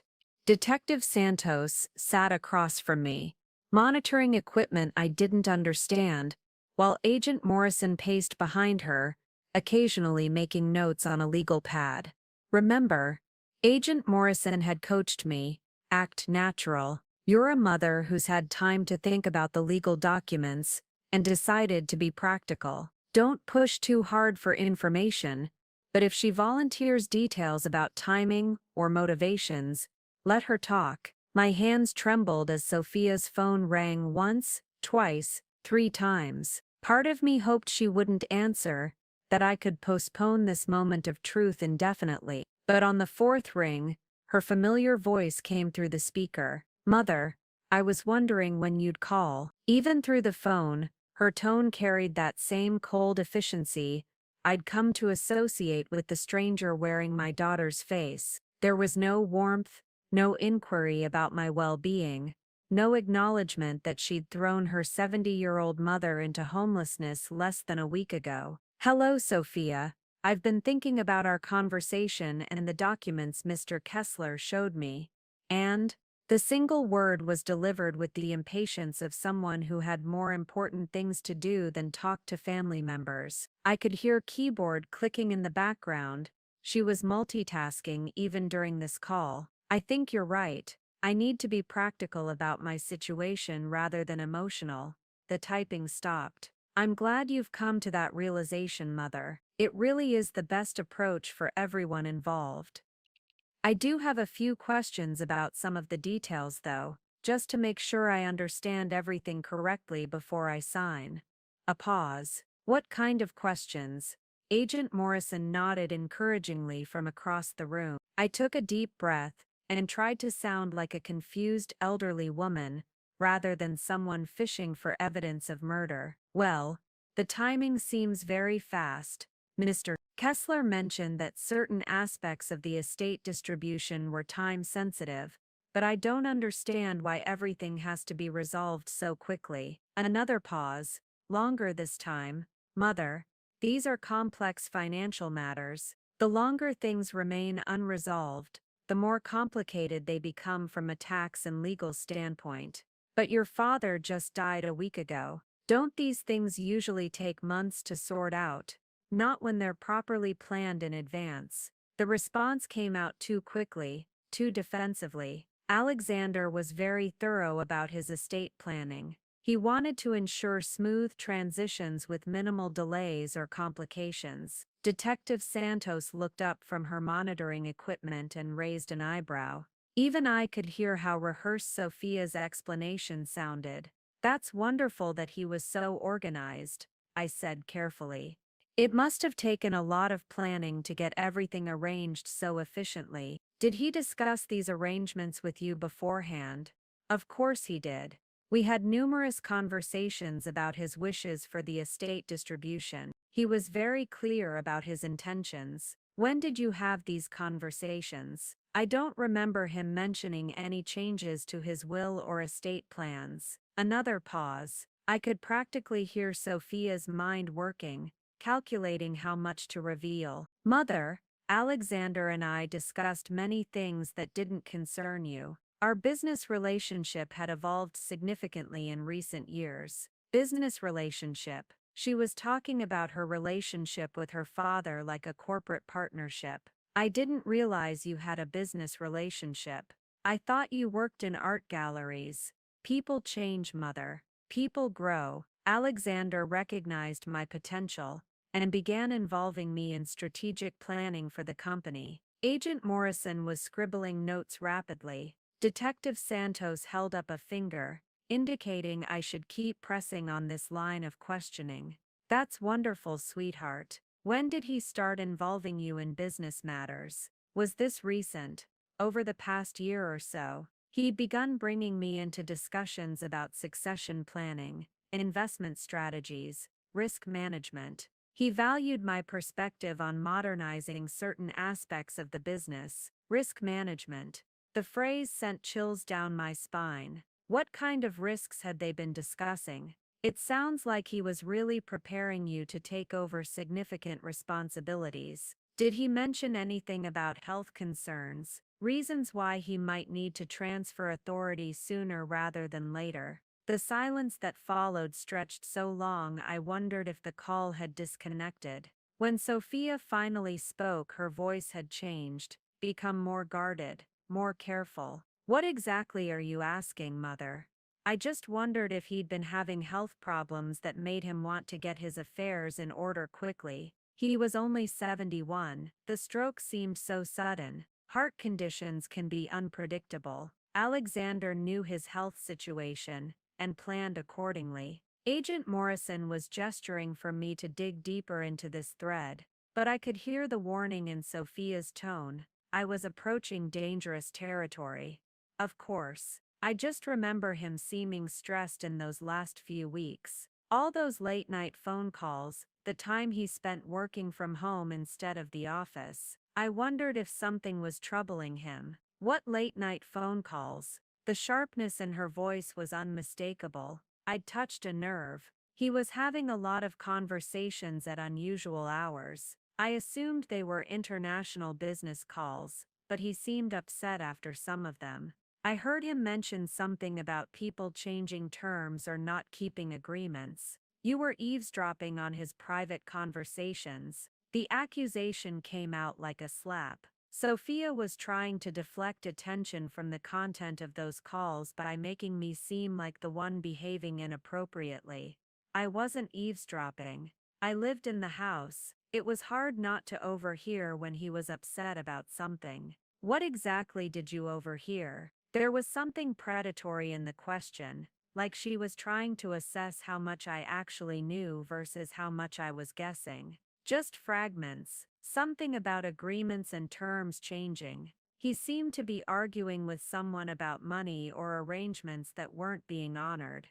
Another long pause. When Sophia spoke again, her voice had taken on the same coldly professional tone she'd used when throwing me out of the house. "Mother, I think you're reading too much into routine business conversations." Alexander dealt with complicated financial matters every day. Disagreements with partners or investors were normal parts of his work. "I'm sure you're right. I just worry that whoever he was arguing with might have contributed to his stress levels. You know how heart conditions can be affected by stress. Are you suggesting that someone is responsible for Alexander's death?" The question was delivered like a legal challenge, sharp and confrontational. I realized I'd pushed too far too fast. Sophia was becoming suspicious about the direction of my questions. "Of course not. I just meant that stress can be dangerous for people with heart conditions. I'm sure it was just a tragic coincidence." "Mother, where exactly are these questions coming from? Yesterday you were upset about being asked to leave the house. Today you're conducting some kind of investigation into Alexander's business relationships and health status. What changed?" Agent Morrison was making urgent hand signals for me to back down and return to safer territory. But Sophia's suspicion was already aroused, and I could hear the cold calculation in her voice as she tried to figure out what had prompted my sudden curiosity. "I've just been thinking about everything, trying to understand how things changed so quickly. A week ago I thought I had a secure living situation and a relationship with my daughter. Now I'm homeless and signing documents that cut me off from my family forever. I suppose I'm looking for explanations that make sense." "The explanation is simple, Mother. Alexander died. His estate is being distributed according to his wishes. You need to adapt to your new circumstances instead of dwelling on things that can't be changed." The callousness in her voice was breathtaking. She was discussing my complete life destruction like it was a minor administrative adjustment. "You're right, of course. I suppose I'm just having trouble accepting how final everything feels. Once I sign these documents, that's really it, isn't it?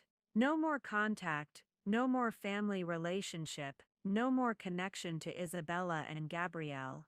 "That depends entirely on your attitude going forward, Mother. If you can demonstrate that you understand the boundaries of our new relationship and respect the decisions I've made, perhaps we can find ways to maintain limited contact." "Limited contact? like I was a distant acquaintance rather than her mother. What kind of boundaries? Complete discretion about family financial matters. No discussions with outsiders about Alexander's death, the estate distribution, or any business relationships. No attempts to contact Alexander's associates or former employees. No social media posts or public statements about family matters. She was essentially demanding my complete silence about everything I'd observed. The specificity of her requirements suggested she knew exactly what information she was trying to suppress. That seems reasonable, I lied. Though I have to ask, why is discretion so important? It's not like I know anything sensitive about the business. You lived in Alexander's house for 18 years, Mother. You observed his routines, his relationships, his business practices. You have access to information that could be misinterpreted or taken out of context by people who don't understand the complexities of his industry. What kind of information? Conversations you might have overheard, people you might have seen visiting the house, documents you might have noticed in his study, timing of various business decisions or personal relationships. She was coaching me on what not to reveal, but in doing so, she was also revealing what she was most worried about people discovering. I understand. You don't want me talking about his late-night phone calls, or the people who visited recently, or the timing of any business changes around his death. Silence. I'd summarized exactly what she didn't want me discussing, and her lack of response confirmed that these were indeed the areas she was most concerned about protecting. Mother, I think we should meet in person to finalize these documents. Are you still at the hotel in Thousand Oaks? Agent Morrison was shaking her head vigorously and drawing a finger across her throat. The universal signal to abort. Something about Sophia's request for an in-person meeting had triggered alarm bells. Actually, I'm staying with a friend for a few days. The hotel was getting expensive. What friend? The suspicion in her voice was immediate and sharp. Sophia knew I didn't have close friends who could take me in. She'd counted on my isolation when she threw me out. Just someone from my volunteer work at the literacy center. She offered to let me stay in her guest room while I figure out my next steps. I'll need her name and address for the document delivery. Can't we just meet somewhere neutral, like we did before? Mother, these are legal documents that require proper witness and notarization. It's more efficient to handle everything at a residential location. Agent Morrison was writing rapidly on her notepad, then held it up for me to see. She wants to know where you are. Potential threat. End call now. My heart started racing. Was Sophia planning to come to wherever she thought I was staying? And if so, what did she intend to do when she got there? You know what, Sophia? Let me call you back. My friend just got home, and I should discuss the arrangements with her before giving out her address. Mother, wait. I hung up the phone with trembling hands and looked across the table at Agent Morrison, who was already on her own phone making urgent calls. What just happened? I asked. Detective Santos answered, while Agent Morrison continued her rapid-fire conversation in the background. Your daughter just demonstrated knowledge of information she shouldn't have, and expressed immediate interest in your physical location. Both are consistent with someone who's trying to control or eliminate a potential threat. You think she was planning to hurt me? I think she was planning to do whatever she felt was necessary to protect herself. And given what we suspect about her father's death, that could include anything up to and including murder. Agent Morrison finished her call and turned back to us. We're moving you to a secure location immediately, and we're expediting the investigation into Alexander Whitfield's death. Your daughter just gave us enough suspicious behavior to justify search warrants for her communications and financial records. As they prepared to move me to what they called a safe house, I felt the final pieces of my old life crumbling away. I was no longer Eleanor Whitfield, abandoned mother seeking reconciliation with her daughter. I was Eleanor Whitfield, protected witness in a murder investigation, hiding from my own child who might want me dead. But for the first time since this nightmare began, I also felt something else: power. The recording device had captured Sophia revealing her knowledge of information she shouldn't have, her attempts to control my communications, and her desperate need to know my location. She'd tried to reduce me to nothing, to eliminate me as a witness and a threat. Instead, she'd just provided the evidence that would bring her down. The safe house was a modest ranch home in Oxnard, surrounded by a tall fence and equipped with security systems that Agent Morrison explained in detail, but which I barely absorbed. I was still processing the realization that my own daughter might want to physically harm me to protect her stolen fortune. That evening, as I sat in the unfamiliar living room under the protection of federal agents, I received another call from Sophia. This time, I was instructed not to answer. Instead, Agent Morrison played the voicemail message on speaker for all of us to hear. "Mother, I'm concerned about our conversation today. You seemed confused about several important matters, and I'm worried that stress might be affecting your judgment. I think it would be best if we met tomorrow to clear up any misunderstandings before you sign the legal documents. I've spoken with Mr. Kessler, and he's available to answer any questions that might be causing you anxiety. Please call me back with a time and location that works for you. This really can't wait much longer." The message was carefully worded, but the underlying threat was clear: meet with us immediately, or face unspecified consequences. Agent Morrison replayed the message twice, making notes about specific phrases and tone patterns. "She's escalating," Detective Santos observed. "The pretense of concern is thin. This is someone who's feeling trapped and needs to regain control of the situation."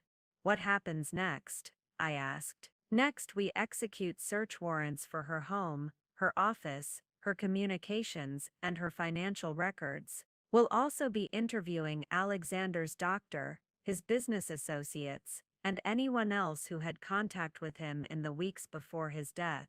Agent Morrison sat across from me, her expression serious but not unkind. "Mrs. Whitfield, I need you to understand that there's no going back from this point. Once we execute these warrants, your daughter will know that she's under criminal investigation. She'll know that you're cooperating with law enforcement. Whatever relationship you might have hoped to salvage will be permanently over." I thought about the daughter I'd raised, the woman I'd loved unconditionally for 45 years. Then I thought about the cold stranger who had thrown me out like garbage and might have murdered her father for money. "Agent Morrison," I said quietly, "that relationship was already over. I just didn't know it yet." As federal agents prepared to search my daughter's home for evidence of murder, I realized that my real daughter, the loving, compassionate woman I thought I'd raised, might never have existed at all. And the person who had taken her place was about to discover that throwing away your mother can have consequences far beyond anything she'd calculated in her business plans. The woman she'd dismissed as worthless and powerless was about to become the most important witness in the case that would destroy her life. Sometimes the people you underestimate turn out to be the most dangerous ones of all. The search warrants were executed at dawn on a Tuesday morning, exactly 2 weeks after Alexander's death, and 1 week after Sophia had thrown me out of the only home I'd known for 18 years. I watched from the safe house through a live video feed that Agent Morrison had set up, my coffee growing cold in my hands as I witnessed federal agents swarm the Malibu estate that had been my sanctuary for so long. Sophia answered the door in a silk robe that probably cost more than most people's monthly salary, her hair perfectly styled despite the early hour. Even through the grainy surveillance footage, I could see the shock and rage that flashed across her face as Agent Morrison presented the search warrant and explained that she was under investigation for securities fraud, elder abuse, and suspicion of murder. "This is outrageous." Sophia's voice came through the audio feed, sharp with indignation. "I want my attorney present immediately." "You're welcome to call Mr. Kessler," Agent Morrison replied calmly. But this search will proceed with or without him present. We have judicial authorization to examine all financial records, communications, and any materials related to your father's death and estate. I watched my daughter's face transform as the full implications hit her. The cold, calculating businesswoman I'd seen over the past week was replaced by something more primal, a cornered animal realizing that her carefully constructed world was collapsing. Within minutes, Jonathan Kessler arrived, his usual professional composure strained as he surveyed the scene. Federal agents were already carrying boxes of documents from Alexander's study, the same room where Sophia had spent that suspicious day after his death, frantically searching for missing files. "This is a fishing expedition," Kessler declared to anyone who would listen. "My client is a grieving daughter who just lost her father. These allegations are completely without foundation," but Agent Morrison was ready for him.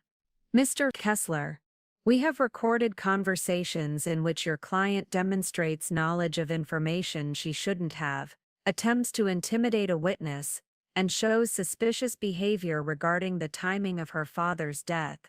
This investigation is based on substantial evidence, not speculation." Recorded conversations. My conversations. As I watched Kessler's face pale, I realized that my phone call with Sophia had provided exactly the evidence the FBI needed to move forward with their investigation. The search continued for 6 hours. Agents seized computers, phones, financial records, and boxes of documents from Alexander's business files. They also collected samples from the kitchen and Alexander's bedroom, looking, Agent Morrison later explained, for traces of substances that might have been used to trigger his fatal stroke. But it was Detective Santos who made the most significant discovery. Hidden in a folder buried deep in Sophia's personal filing cabinet, detailed research on Digelis poisoning and its effects on heart patients. Digelis is derived from foxglove plants, Detective Santos explained to me later that day. In small doses, it's actually a heart medication, but in larger doses, especially for someone already taking heart medication, it can cause exactly the kind of massive cardiac event that killed your ex-husband. I felt sick. She poisoned him. We're still waiting for toxicology results, but the fact that she was researching this specific method strongly suggests premeditation. And here's the thing. Foxglove grows wild in the gardens at the Malibu estate, the same gardens you maintained for 18 years. The irony was devastating. The beautiful gardens I'd lovingly tended had provided the weapon my daughter used to murder her father. "There's more," Agent Morrison added, pulling out a thick folder of documents. "We found extensive financial records showing that Sophia had been systematically draining money from Alexander's accounts for months before his death. Small amounts at first, but increasing over time. And we found communications with overseas investment firms about moving large sums of money immediately after inheriting the estate. She was planning to hide the money. More than that, she was planning to disappear with it. We found airline tickets to Switzerland, applications for bank accounts in the Cayman Islands, and research on countries with no extradition treaties with the United States. My daughter hadn't just been planning to cut me out of her life, she'd been planning to vanish entirely once she'd secured Alexander's fortune. But the most damning evidence," Agent Morrison continued, "came from Alexander's phone records. In the weeks before his death, he'd been in contact with a private investigator who specialized in financial crimes. Alexander suspected someone was stealing from him, and he was gathering evidence to confront them.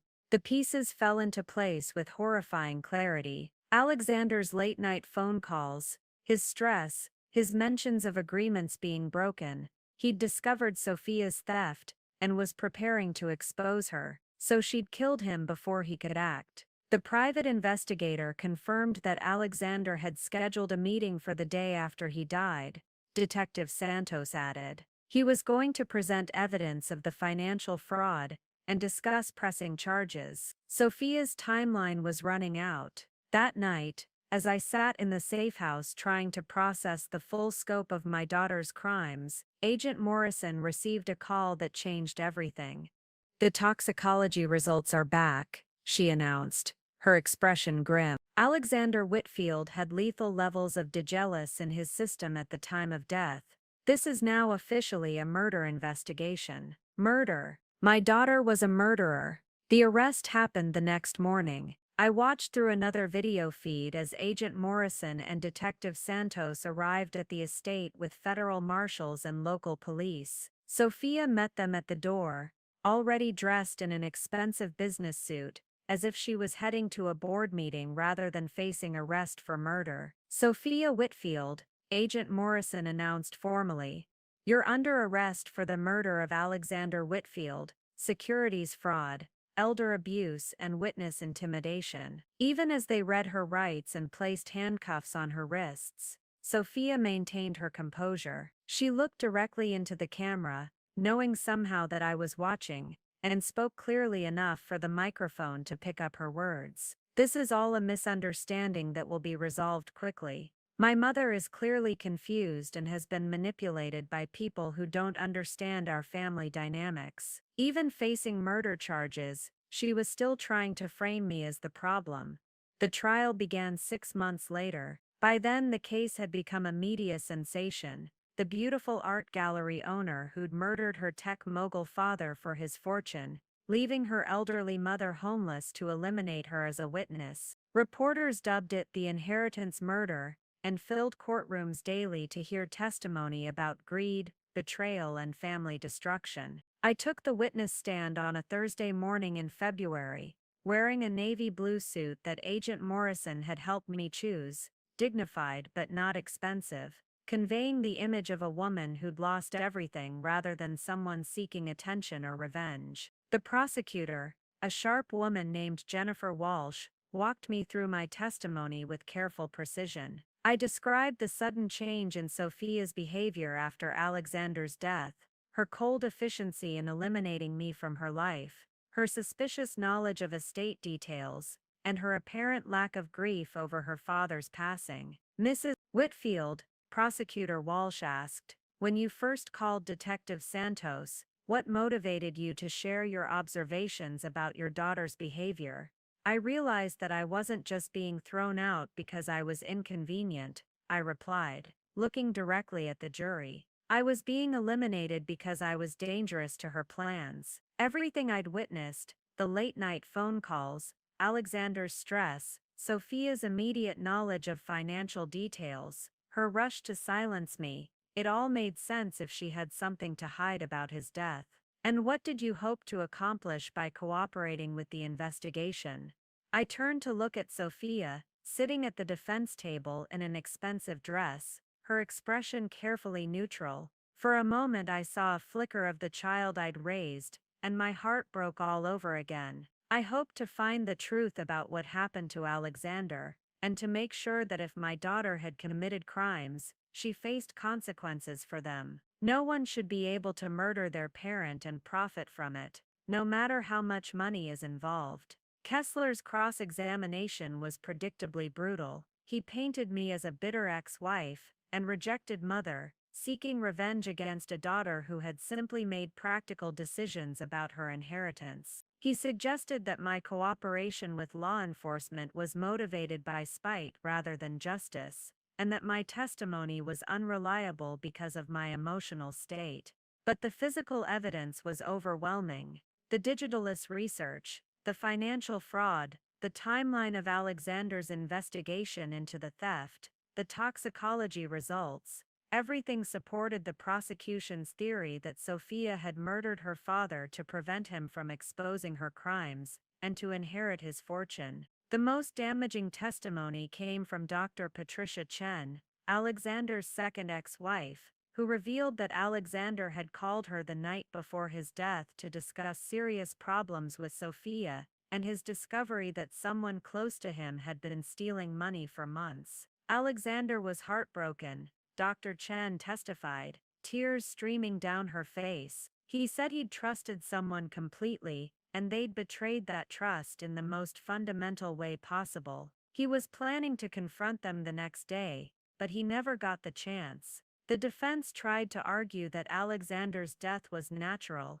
that the digitalis found in his system could have been accidental contamination from the garden plants, and that Sophia's behavior was simply that of a businesswoman protecting her legitimate inheritance. But the evidence of premeditation was too strong, and the financial fraud was undeniable. The verdict came on a Friday afternoon, guilty on all counts: murder in the first degree, securities fraud, elder abuse, witness intimidation. As the judge read each guilty verdict, Sophia's carefully maintained composure finally cracked. She turned to look at me in the gallery, and for the first time since this nightmare began, I saw genuine emotion in her eyes. But it wasn't remorse or love, or recognition of what she'd done to our family. It was pure hatred, fury that I had dared to stand up to her, that I had chosen justice over family loyalty, that her perfectly planned crime had been undone by the worthless mother she'd tried to discard. The sentencing hearing was scheduled for the following month. Under California law, first-degree murder carried a sentence of 25 years to life. The fraud charges added another 15 years. At 45 years old, Sophia would likely spend the rest of her life in prison. But there was one more twist waiting. 3 days after the verdict, Agent Morrison called me with news that would have been stunning if I hadn't already been through so much shock that I'd become numb to surprises. Mrs. Whitfield. But it was Detective Santos who made the most significant discovery. Hidden in a folder buried deep in Sophia's personal filing cabinet, detailed research on Digelis poisoning and its effects on heart patients. Digelis is derived from foxglove plants. Detective Santos explained to me later that day. In small doses, it's actually a heart medication, but in larger doses, especially for someone already taking heart medication, it can cause exactly the kind of massive cardiac event that killed your ex-husband. I felt sick. She poisoned him. We're still waiting for toxicology results, but the fact that she was researching this specific method strongly suggests premeditation. And here's the thing: foxglove grows wild in the gardens at the Malibu estate, the same gardens you maintained for 18 years. The irony was devastating. The beautiful gardens I'd lovingly tended had provided the weapon my daughter used to murder her father. There's more, Agent Morrison added. We believe so. The pattern is identical. Financial research, suspicious behavior around the time of death, and immediate financial benefit. We're reopening the investigation into his death. 2 murders. My daughter had potentially killed 2 people for money, including the father of her own children. The sentencing hearing was delayed while prosecutors prepared additional charges related to Marcus's death. When it finally took place, the courtroom was packed with reporters, victims' family members, and curious observers who'd followed the case through months of media coverage. I sat in the front row, directly behind the prosecution table, as Judge Margaret Hendricks prepared to deliver Sophia's sentence. My daughter looked smaller somehow, diminished by months in custody and the weight of her crimes. Gone was the perfectly styled hair, the expensive clothes, the cold confidence that had defined her when she'd thrown me out of my home. Sophia Whitfield, Judge Hendricks began, her voice carrying the gravity of the moment. You have been convicted of first-degree murder, securities fraud, elder abuse, and witness intimidation. The evidence presented at trial showed a pattern of calculated cruelty, premeditated violence, and complete disregard for human life in pursuit of financial gain. She paused, looking directly at Sophia. You murdered your father, the man who provided you with every advantage in life, because he discovered your theft and was prepared to hold you accountable for your crimes. You then attempted to eliminate your mother as a witness by making her homeless and threatening her with legal action to ensure her silence. The judge's voice grew harder. Perhaps most disturbing is your complete lack of remorse. Even now, facing the consequences of your actions, you show no recognition of the lives you've destroyed, or the family you've torn apart in your pursuit of money you didn't earn and didn't deserve. Judge Hendricks consulted her notes. For the murder of Alexander Whitfield, I sentence you to life in prison without the possibility of parole. For the fraud charges, an additional 25 years, to run consecutively. For elder abuse and witness intimidation, an additional 10 years, also consecutive. Life without parole plus 35 years. Sophia would never be free again. Additionally, the judge continued, I am ordering the complete forfeiture of all assets derived from your criminal activities. The $85 million inheritance, the Malibu estate, and all related properties will be distributed according to Alexander Whitfield's original intentions before they were corrupted by your crimes. I felt a shock of surprise. I hadn't expected to inherit anything. I'd cooperated with the investigation for justice, not money. After the hearing, Prosecutor Walsh explained the asset forfeiture decision. California law is clear that criminals cannot profit from their crimes. Since Sophia murdered Alexander to prevent him from exposing her theft and to inherit his money, she has no legal right to any of those assets. What happens to the money? It goes to Alexander's legitimate heirs, which includes you as his ex-wife, since you were mentioned in his original will before Sophia manipulated the estate planning. You'll receive approximately $40 million once all the legal matters are resolved. $40 million, more money than I'd ever imagined having. But it felt hollow, tainted by the knowledge of how it had come to me, through my daughter's crimes and the destruction of our family. There's something else, Walsh continued. Isabella and Gabrielle, Sophia's daughters, will be placed with Alexander's sister Catherine in Portland. The court felt it was important to remove them from any connection to their mother's crimes while they're still young enough to build healthy lives.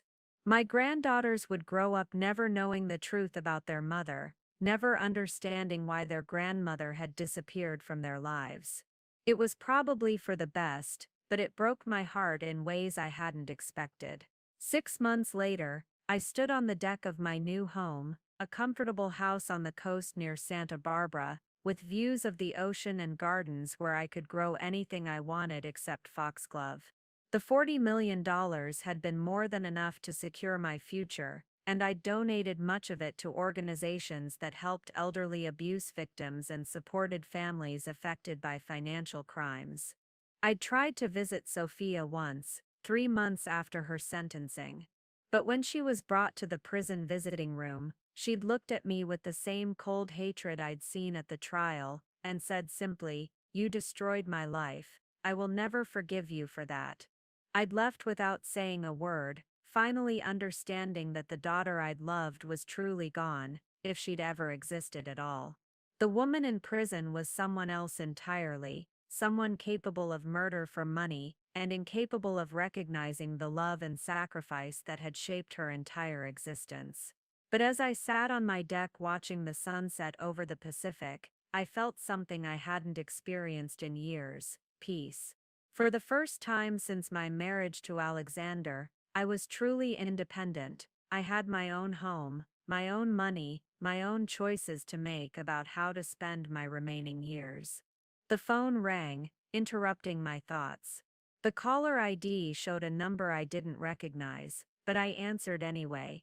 "Mrs. Whitfield, this is Detective Martinez with the Santa Barbara County Sheriff's Department. I'm calling about the Sophia Whitfield case." My heart skipped. Had something happened to Sophia in prison? Despite everything, she was still my daughter, and I wasn't sure how I'd feel if something had happened to her. "Yes, Detective. We've just received word that Sophia has agreed to cooperate with federal investigators about additional financial crimes she was involved in. She's apparently been part of a larger network of individuals who target elderly wealthy people for financial exploitation, and in some cases murder. The scope of my daughter's crimes was apparently even larger than we'd known. In exchange for her cooperation, she'll avoid the death penalty for Marcus Brennan's murder when those charges are filed. But she'll still serve life without parole for your ex-husband's death.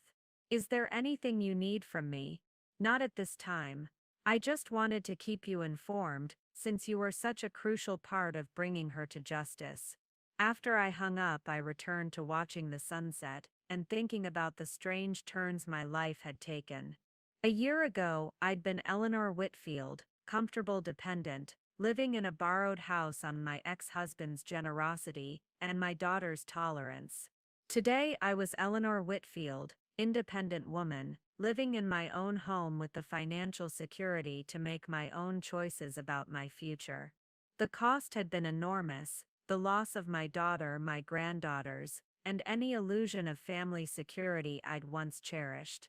But I'd also gained something invaluable, the knowledge that I was stronger than I'd ever imagined, that justice was possible even when it came at personal cost, and that sometimes the people who try to eliminate you end up empowering you instead. My daughter had inherited $85 million and thrown me out, believing she could discard me like an unwanted liability in her business plan. 2 days later, she'd lost everything, and I'd found my strength. Sometimes the people you underestimate turn out to be the most dangerous ones of all. And sometimes, when you think you've lost everything, you discover you've gained exactly what you needed to build a life worth living. As the last light faded from the sky, I smiled and went inside to plan tomorrow. For the first time in decades, tomorrow belonged entirely to me. Up next, you've got 2 more standout stories right on your screen. If this one hit the mark, you won't want to pass these up. Just click and check them out. And don't forget to subscribe and turn on the notification bell so you don't miss any upload from us.